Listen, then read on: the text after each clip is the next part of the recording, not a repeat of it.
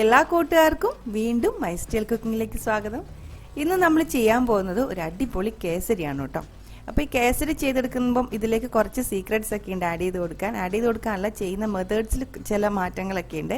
അപ്പോൾ അതൊക്കെ ഒന്ന് പെർഫെക്റ്റ് ആയിട്ട് ചെയ്യുകയാണെങ്കിൽ നമുക്ക് കേസരി കഴിക്കുമ്പോൾ ഒട്ടും മടുപ്പ് തോന്നൂല. പിന്നെ അതേപോലെ സൂപ്പർ ടേസ്റ്റിലുള്ള ഒരു അടിപൊളി കേസരി ഉണ്ടാക്കിയെടുക്കാനും പറ്റും. ഇതൊരു സദ്യക്കൊക്കെ വിളമ്പുന്ന ഒരു സ്പെഷ്യൽ ഐറ്റമാണ് കേട്ടോ. അപ്പോൾ നമുക്കിതെങ്ങനെയാണ് ചെയ്യുന്നതെന്ന് നോക്കിയിട്ട് വരാം. 2 ടീസ്പൂൺ ഫുള്ള് നെയ്യ്. നമ്മൾ വീട്ടിൽ ഉപയോഗിക്കുന്ന സാധാരണ സ്റ്റീലിൻ്റെ ടീസ്പൂണില്ല, അതിനൊരു 2 ടീസ്പൂൺ ഫുള്ള് നെയ്യ് ഒഴിക്കുക. എന്നിട്ട് നെയ്യ് നല്ലോണം ചൂടായതിന് ശേഷം കുറച്ച് അണ്ടിപ്പരിപ്പും കുറച്ച് മുന്തിരിങ്ങയും. ഒരുപാട് ഇട്ട് കൊടുക്കണ്ട. നമുക്ക് കേസരി കഴിക്കുമ്പോൾ ഇടയ്ക്കൊന്ന് അവിടെ ഇവിടെയൊക്കെ കടിക്കുന്നതായിരിക്കും നല്ലത്. ഒരുപാട് കഴിച്ച് നമുക്കത് മടുത്തു പോകും പെട്ടെന്ന്. അതുകൊണ്ട് കുറച്ച് അണ്ടിപ്പരിപ്പും മുന്തിരിങ്ങ കിസ്മിസും കൂടി എടുത്തിട്ട് ഒന്ന് നെയ്യിൽ വറുത്തിട്ട് മാറ്റി വെക്കാം. കുറച്ച് നെയ്യ് ബാക്കി ഉണ്ടാവുമല്ലോ, അതിൻ്റെ അകത്തേക്ക് 1 ടീസ്പൂൺ നെയ്യും കൂടി ഞാൻ ഒഴിച്ചു കൊടുക്കുന്നുണ്ട്.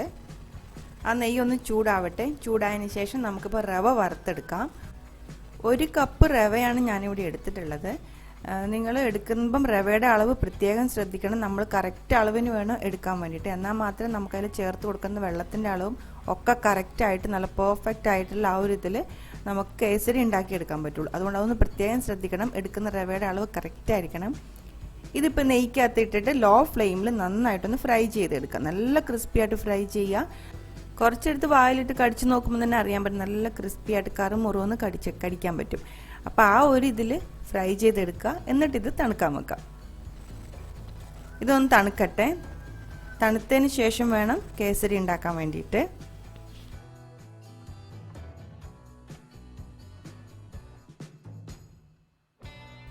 ഇപ്പം അതേ പാനിലേക്ക് ഒരു 2 കപ്പ് വെള്ളവും 2 കപ്പ് പാലും കൂടിയിട്ട് ഞാൻ ഒഴിച്ചു കൊടുക്കുന്നുണ്ട്.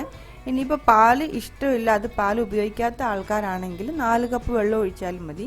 പക്ഷേ പാൽ ഒഴിച്ചിട്ടുണ്ടാക്കുന്നതിന് അത്രയും ടേസ്റ്റ് വെള്ളം മാത്രം ഒഴിച്ചിട്ടുണ്ടാക്കുമ്പോൾ കിട്ടില്ല കേട്ടോ.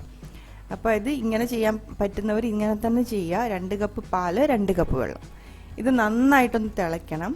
തിളച്ചതിന് ശേഷം നമ്മൾ വറുത്ത് വെച്ചിരുന്ന ആ റവ ഉണ്ടല്ലോ, അത് നല്ലോണം തണുത്തിട്ടുണ്ടാവില്ലേ. അപ്പോൾ അതെടുത്തിട്ട് കുറേശ്ശെ ഇതിൻ്റെ അകത്തേക്ക് ഇട്ട് കൊടുക്കുക. ഇട്ട് കൊടുക്കുന്ന കൂടെ തന്നെ ഇളക്കി കൊടുക്കണം. കട്ട കെട്ടാണ്ട് പ്രത്യേകം നോക്കണം.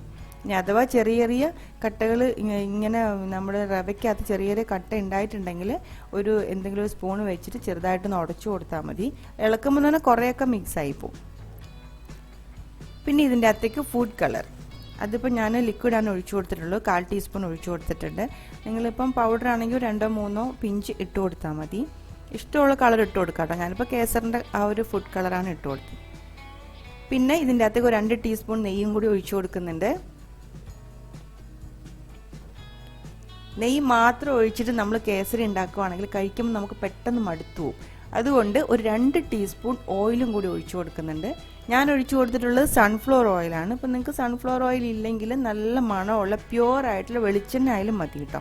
ഇത് രണ്ടിലേതെങ്കിലും ഒരു എണ്ണ ഒഴിക്കുകയാണെങ്കിൽ ഈ നമ്മുടെ കേസരിക്ക് ഒരു അടിപൊളി ടേസ്റ്റ് ഉണ്ടാവും. മടുക്കില്ലോട്ട് നമ്മൾ കഴിക്കുന്ന സമയത്ത്. ഇപ്പം ഇതിൻ്റെ ആ ഒരു തിക്നെസ് കണ്ടോ, നല്ല തിക്കായിട്ട് ഇങ്ങനെ വരുന്ന കണ്ടോ. ഇപ്പം ഞാൻ ഇതുവരെ ഇതിൻ്റെ അകത്ത് പഞ്ചസാര ഇട്ട് കൊടുത്തിട്ടുണ്ടായിരുന്നില്ല. പഞ്ചസാര നമ്മൾ ഈ സമയത്ത് വേണം ഇട്ട് കൊടുക്കാൻ വേണ്ടിയിട്ട്. ആ പാലിൻ്റെ അകത്തും ആ ഒരു വെള്ളത്തിൻ്റെ അകത്തും കൂടിയിട്ട് റവ കിടന്ന് നന്നായിട്ട് വെന്തിട്ട് ലാസ്റ്റ് നമ്മൾ നെയ്യും ഓയിലും കൂടി ഒഴിച്ചു കൊടുത്ത് അതും അതിൻ്റെ അകത്ത് അബ്സോർബ് ആയതിനു ശേഷം വേണം പഞ്ചസാര ഇട്ട് കൊടുക്കാൻ. പഞ്ചസാരയും കൂടി ഇട്ട് കൊടുത്തു കഴിയുമ്പോൾ നമ്മുടെ കേസരി ഒന്നും കൂടി ലൂസാവും. അത് പേടിക്കേണ്ട കേട്ടോ. നമ്മുടെ കേസരിയുടെ ആ ഒരു കൺസിസ്റ്റൻസി ഇങ്ങനെ വേണം. അല്ലാണ്ട് നമ്മൾ നല്ല കട്ടിയിൽ കേസരി ഉണ്ടാക്കി എടുക്കുകയാണെങ്കിൽ ചോറൊക്കെ കഴിക്കുന്ന പോലെ ആയിപ്പോൾ. പിന്നെ ഇതിൻ്റെ ആ ഒരു ടേസ്റ്റ് ഒന്ന് ബാലൻസ് ചെയ്യാൻ വേണ്ടിയിട്ട് 2 നുള്ളു ഉപ്പും കൂടി ഞാൻ ഇട്ട് കൊടുത്തിട്ടുണ്ട്.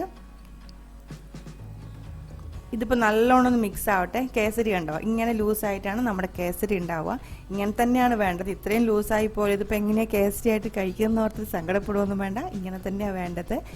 1 ടീസ്പൂൺ ഫുള്ള് നമ്മുടെ ഏലക്കാപ്പൊടി, അതും കൂടി പൊടിച്ചിട്ട് നല്ലൊരു മണം ഉണ്ടാവും. പിന്നെ നമ്മൾ വറുത്ത് വെച്ചിരുന്ന കിസ്മിസും ആ ഒരു കാഷ്യൂവും കൂടി ഇട്ട് കൊടുക്കാം.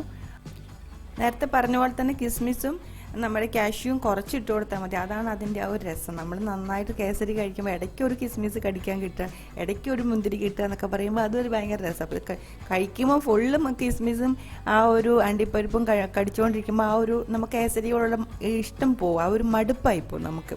അതുകൊണ്ടാണ് ഞാൻ കുറച്ചിടാൻ പറഞ്ഞോട്ടെ. അപ്പോൾ നിങ്ങളുടെ ഇഷ്ടം അനുസരിച്ച് നിങ്ങൾക്ക് ഇട്ട് കൊടുക്കാം. ഇപ്പോൾ ഈ കേസരിയുടെ ഒരു കൺസിസ്റ്റൻസി ഉണ്ട്, നല്ല ലൂസായിട്ടുള്ളത്. ഇത് ചൂടാണ് കേട്ടോ, ചൂടായതുകൊണ്ടാണ് ഇങ്ങനെ ഇരിക്കുന്നത്. തണുത്ത് കഴിയുമ്പം ഇതൊന്നും കൂടി ഉറയ്ക്കും. അപ്പം കഴിക്കാൻ കറക്റ്റ് പാകമായിട്ടുണ്ടാവും. നല്ലോണം വെന്തിട്ടുണ്ട് റവ. നെയ്യും ഓയിലും പാലും ഒക്കെ നല്ലോണം അബ്സോർബ് ചെയ്തിട്ടുണ്ട്. അത്രയും പെർഫെക്റ്റ് ആയിട്ട് ഉണ്ടാക്കിയെടുത്തൊരു ഐറ്റമാണ് കേട്ടോ ഇത്.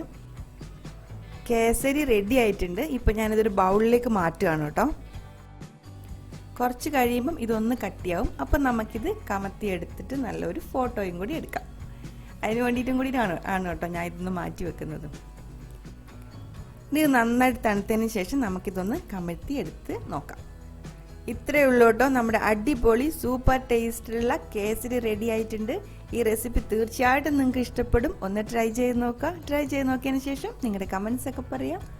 അപ്പം നമുക്ക് ഒരു അടിപൊളി റെസിപ്പി ആയിട്ട് ഉടനെ തന്നെ കാണാം. Till then, take care. Bye-bye.